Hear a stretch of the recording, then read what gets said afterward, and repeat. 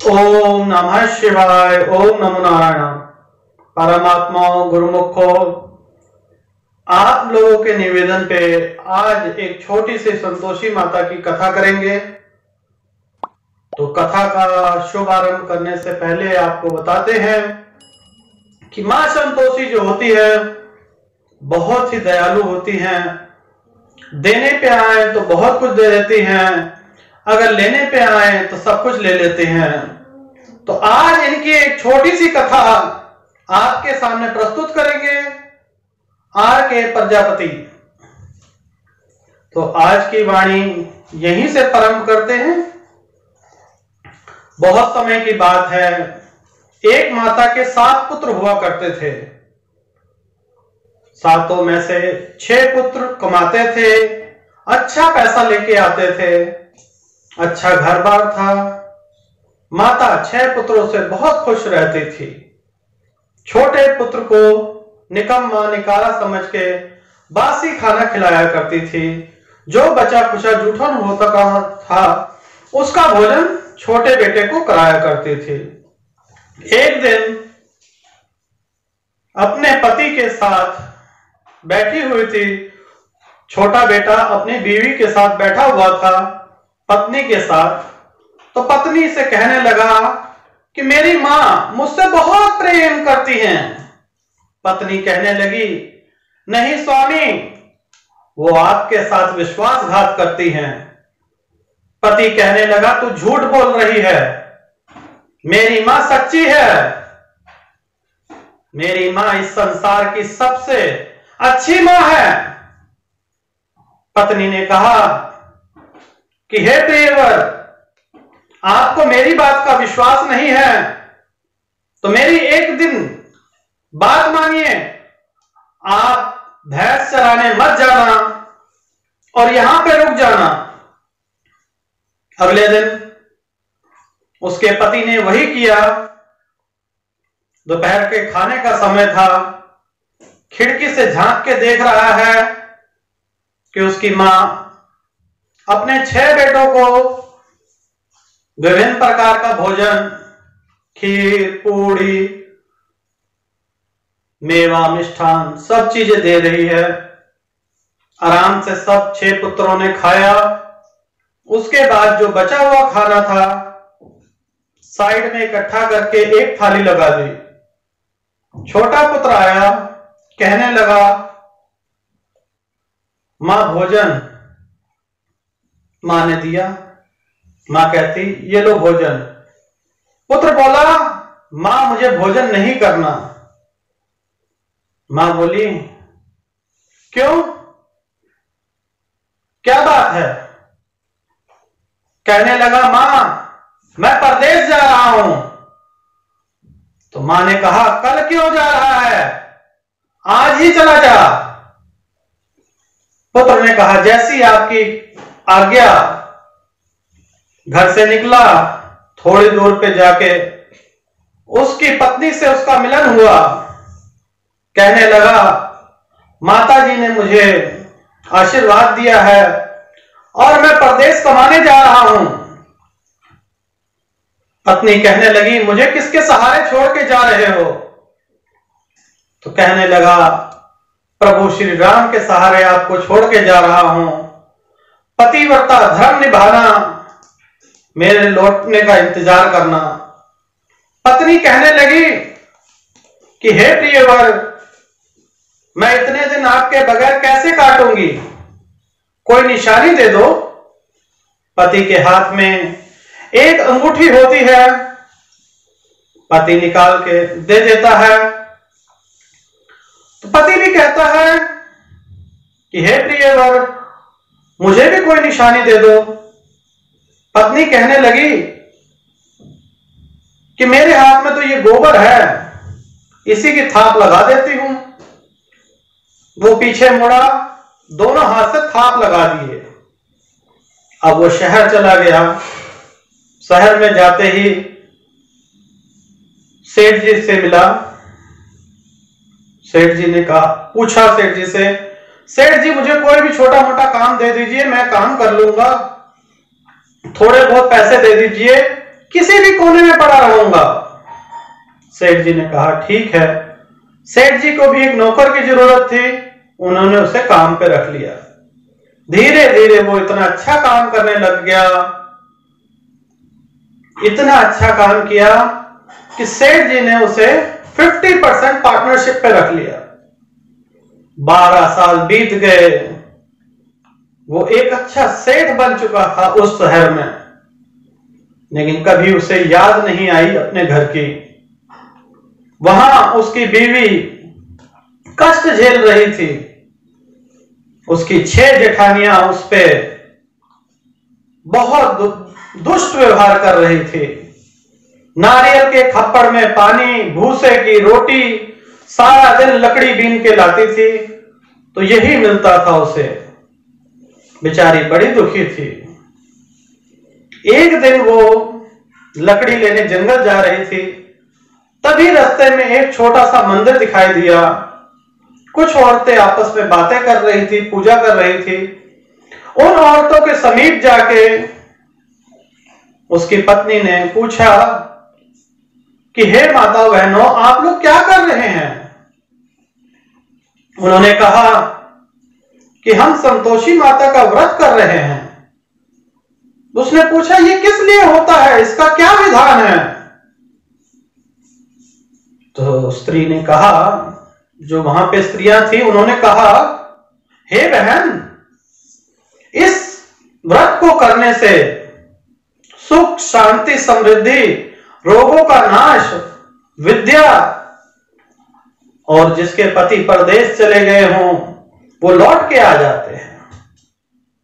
इतनी बात सुनी, जंगल गई, अपनी लकड़ियों को बेचा। शुक्रवार का दिन था, गुड़ चना लेके आई, माता को चढ़ाया और माता से अनुरोध करने लगी कि हे माता, मेरी भी सुध ले लो। इतनी ही सुनते माता ने उसकी पुकार सुन ली। अगले हफ्ते उसे लेटर आया, पत्र बोला जाता है जिसे, उसमें लिखा था कि मैं शहर में खुशहाल हूं, सुख शांति से हूं। फिर माता के पास गई और कहने लगी, माता, मैंने आपसे पति मांगा था और आपने मुझे पैसे भिजवा दिए। तो कहने लगी, माता ने कहा, संतोषी माता ने कहा, जा, तेरा पति कुछ ही दिन में तुझे आ जाएगा। इतना सुनते ही वो खुशी खुशी मगन हो गई। रात को उसके पति को स्वप्न में माता संतोषी ने स्वप्न दिखाया और कहा, तेरी पत्नी तुझे याद कर रही है, शायद तू पैसों के मोह माया में ये भूल गया है कि तेरी एक पत्नी भी है। इतना सुनते ही कहने लगा, माता, मेरा कारोबार बहुत फैल चुका है और मेरा हिसाब किताब बहुत उल्टा सीधा हो रखा है, मैं ये सब कैसे छोड़ के जाऊं? माता ने कहा, कल सुबह मेरा नाम लेके एक जोत जला के दुकान पे बैठ जाना, सब काम तेरे निपट जाएंगे। सुबह उठा, माता का नाम लिया और जोत जलाई, सारे कार्य निपटने लगे। जितना धन उधारी का था, देन लेन का था, सब वापस आ गया। सेठ जी से कहा कि मैं कुछ दिन के लिए गांव जाना चाहता हूं। सेठ जी ने कहा, बिल्कुल जाओ। इधर आंधी चल रही थी, शुक्रवार का दिन था।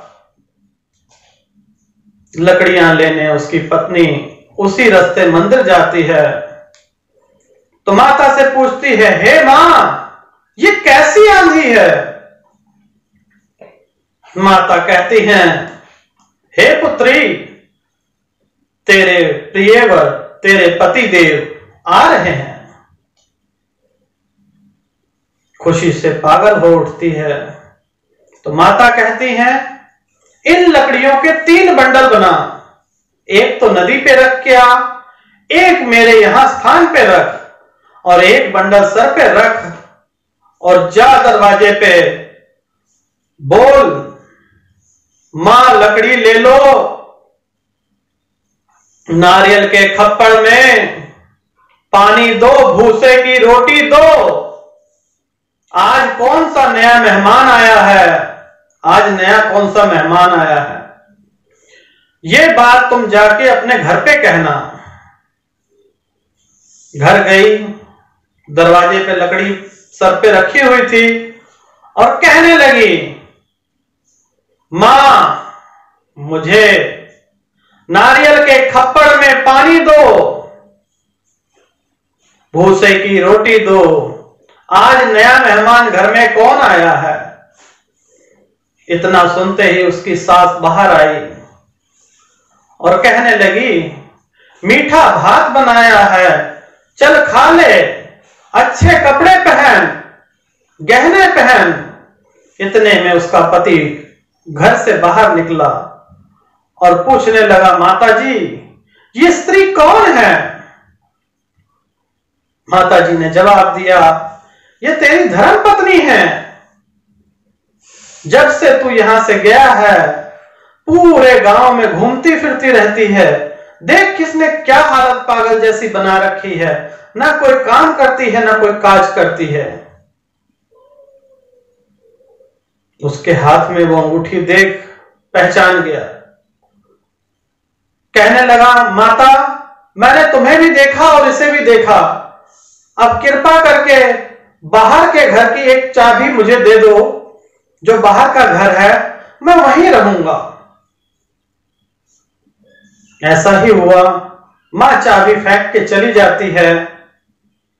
चाबी उठाते हैं वो लोग, अपना सामान नए घर में शिफ्ट कर लेते हैं। नए घर में सामान रखते ही थोड़े दिन में वो राजा जैसे ठाट बाट हो जाते हैं। और एक दिन उसको ख्याल आता है उसकी पत्नी को कि माता का उद्यापन किया जाए। 16 शुक्रवार हो चुके हैं, तो अपनी सहेलियों से पूछती है कैसे उद्यापन करना है। तो माता ने स्वयं आके उसे जवाब दिया कि चने और गुड़ का प्रसाद, हलवा पूड़ी, इसका भोग लगाना मेरे ये प्रिय भोजन है। जेठ के लड़कों को बुलाती है, लेकिन जेठानी के बच्चे जो होते हैं, जेठानी उन बच्चों को ये सिखा देती है कि घर जाना और कहना मुझे खटाई दो, खटाई ना दे तो पैसे मांग लेना। बच्चों ने वैसे ही किया, उद्यापन किया, उन्हें खाना खिलाया। उसके बाद उन्होंने बच्चों ने मांग की मुझे खटाई दो, मना कर दिया। भोली भाली औरत, उसने उसे पैसे दे दिए। उन्होंने जाके बाजार से खटाई लेके और खा ली। माता नाराज हो गई।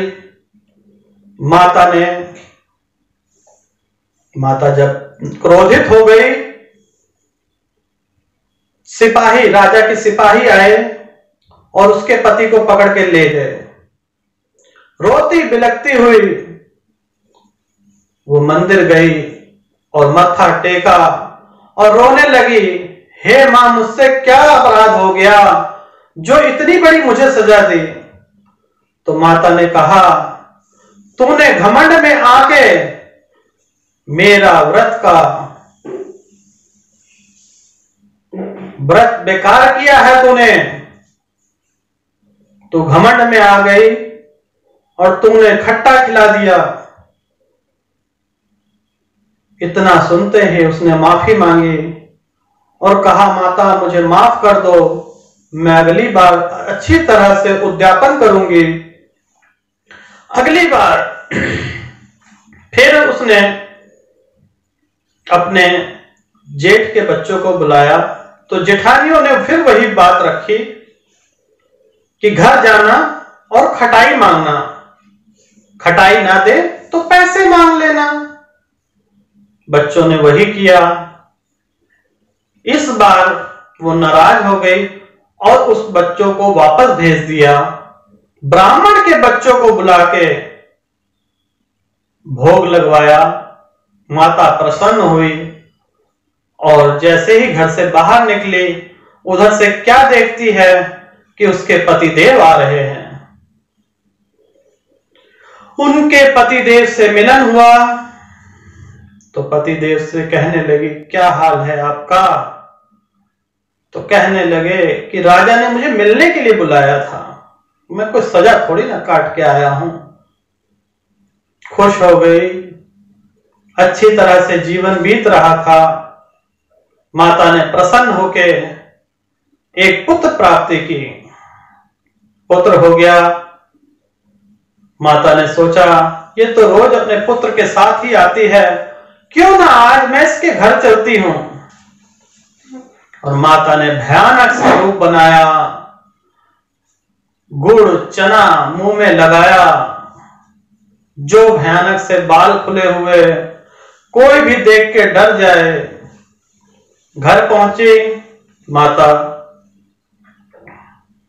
माता को देखते ही उसकी सास व्याकुल हो उठी, चिल्लाने लगी, कोई डायन आई है, जल्दी से दरवाजे खिड़कियां बंद कर दो, नहीं तो ये हमारे बच्चों को हमको खा जाएगी। इतने में ऊपर से उसकी पत्नी देख रही थी और चिल्लाने लगी, ऊपर से ही बच्चे को नीचे फेंक दिया।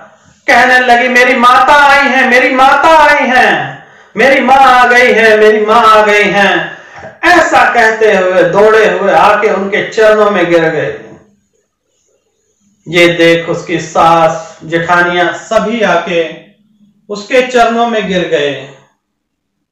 इतना सुनते ही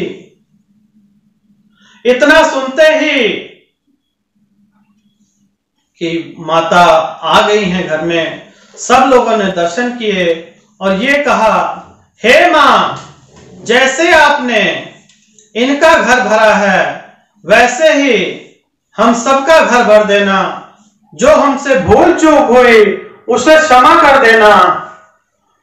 जो भूल हमने की थी, अनजाने में की थी, बच्चा समझ के माफ कर देना।